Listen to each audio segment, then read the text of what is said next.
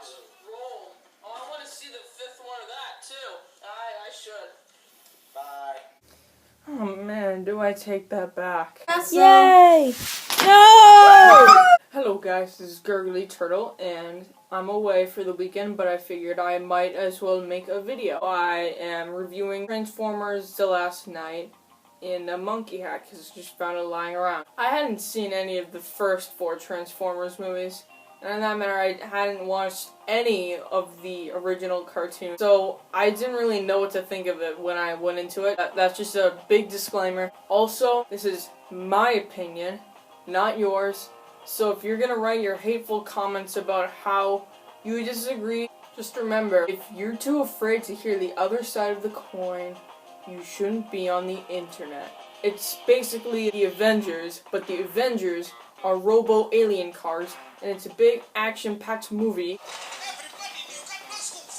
This was right up my alley. I love sci-fi movies like MCU franchise, Star Trek Into Darkness. I hated this film.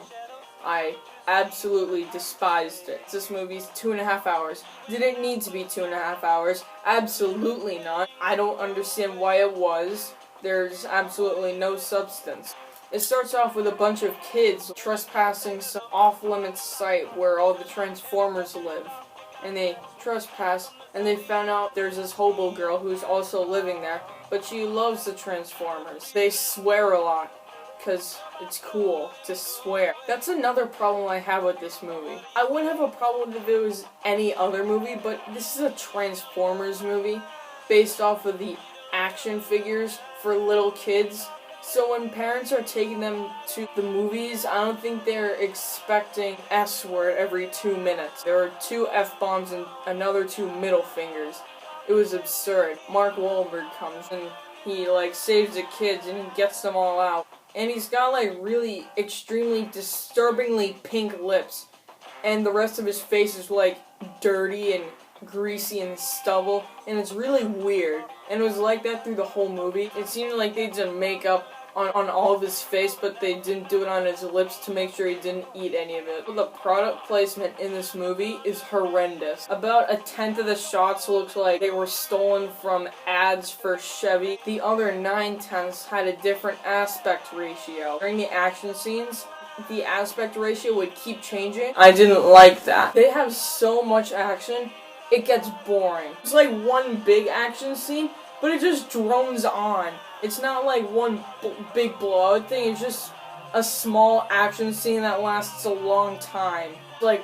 One scene leads to another fight, that leads to another fight, that leads to another fight. Overall, I give this movie an F, I thought. The visuals were fine, but they didn't really make up for the absurd amount of profanity for a Transformers movie, and just overall stupidity. A lot of it was just obnoxious. It was way too long. The explosions were boring, and